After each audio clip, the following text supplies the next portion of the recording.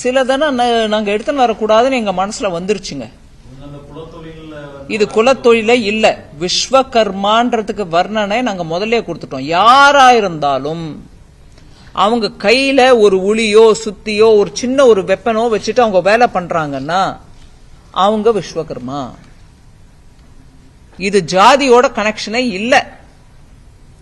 அதனாலதான் 18 தொழில் அதுல லிஸ்ட் பண்றது. அதுல முடி திருத்துபவரும் இருக்காங்க, சிமெண்ட் பிரிக் வச்சு வேலை பண்ற மேஸ்திரியும் இருக்காரு, படகு தயார் பண்றவங்களும் இருக்காங்க. அது யாரா இருந்தாலும் சரி, அந்த வேலையை பண்ணிட்டு இருக்கவங்களுக்கு நம்ம ட்ரைனிங்கும் கொடுக்கறோம். 500 ரூபாய் பெர் டிஎம் கொடுக்கறோம். அதை தவிர 15,000 ரூபாய் கிட் கொடுக்கறோம் அவங்க தொழிலுக்கு. அதனால மத்திய அரசின் மூலமா நல்ல திட்டங்கள் வந்துருதே அப்படின்றதுக்கு ஒவ்வொன்னுத்துக்கும் தடை ஏற்படுத்தி அதுல இந்த திராவிட அரசியலோட லைன் இருக்கு பாருங்க.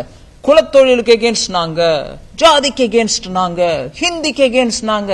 இங்க நடக்கிறது எல்லாம் எடுத்து போட்டு பாருங்க நீங்களே. ஜாதிக்கு எகேன்ஸ்ட் நீங்க, சமத்துவம் நீங்க. ஸ்கூல்ல வெட்டி கொள்றாங்க பிள்ளைங்க, ரோட்ல காஸ்ட் வார் நடக்குது.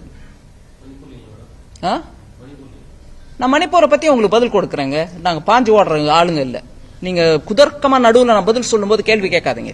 நான் கேட்கிற கேள்வி நியாயமானதா இருந்தா கேளுங்க, இல்லன்னா இல்லைங்க வேற விதம் சொல்லுங்க.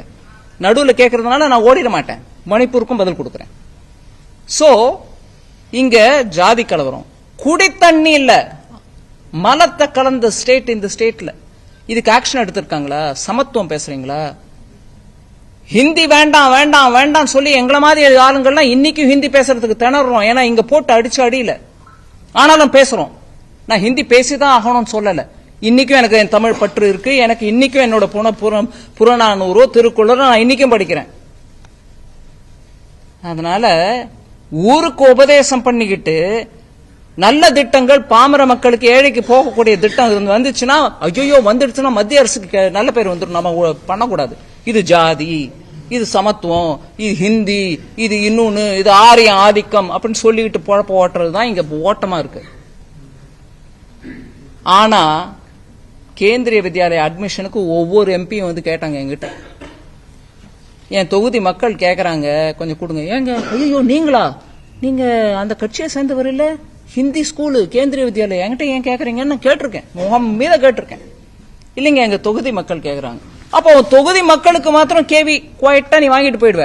ஆனா வெளியில பிரச்சாரம் பண்றோம் கேவி கேந்திரிய வித்யாலயா ஹிந்தி திணிப்பு. என்ன ஹிப்போக்ரசி இது? என்ன ஹிப்போக்ரசி? இது முதல் முறையை நான் சொல்லல, நிறைய பேர் சொல்றாங்க இங்க தமிழ்நாட்டில். பெரிய பெரிய ஆளுங்க அரசியல்ல பெருசா இருக்கிறவங்க அவங்க வீட்டு உறுப்பினர்கள் நடத்துற ஸ்கூல்ல ஹிந்தி கத்து கொடுக்கறாங்க. ஆனா மக்களை ஏமாத்துறதுக்கு மாத்திரம் ஹிந்தி ஒழிப்பு, ரயில்வேல போர்டை போட்டு தார போட்டு அடி ஹிந்தியில இருக்கிறது மாத்திரம். இந்த ஹிப்போக்ரசி தாங்க தமிழ்நாட்டில் முன்னு நிக்குது. சொல்லுங்க என்னங்க மணிப்பூர்?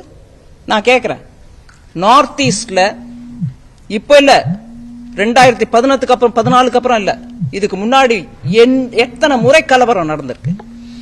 உதாரணத்துக்கு நாங்க சொல்றேன், மிசோராம்ல நடந்த ஒரு மேஜர் கலவரத்துல ஆர்மியை அனுப்பி நம்ம மக்களையே கொலை பண்ண வச்சது காங்கிரஸ் கட்சி. நீங்க மணிப்பூர் மணிப்பூர் மணிப்பூர்னு எத்தனை தரம் வேணா கேளுங்க, இதுக்கு பதில் காங்கிரஸ்காரங்க கிட்ட இருந்து கேட்டு வாங்குங்க. இதுக்கு முன்னாடி மணிப்பூர்ல நடந்த கலவரம் டைம்ல எத்தனை மத்திய அமைச்சர்கள் போயிருக்காங்க மணிப்பூர்? ஹோம் மினிஸ்டர் போய் 3 நாள் இருந்தாரு, அங்கேயே இருந்தார். இந்த குரூப் அந்த குரூப் இல்லாம எல்லா குரூப்பையும் போய் பார்த்துட்டு வந்தாரு மணிப்பூர். நான் உங்களை கேட்கிறேன், மணிப்பூர் நீங்க போய் யார கேட்கணுமோ கேளுங்க. நீங்க பத்திரிகையாளர், அவங்க சொல்றதை எங்களை கேட்பீங்க, எங்களை நாங்க சொல்றதை அவங்களையும் கேட்பாங்க நான் நம்புறேன்.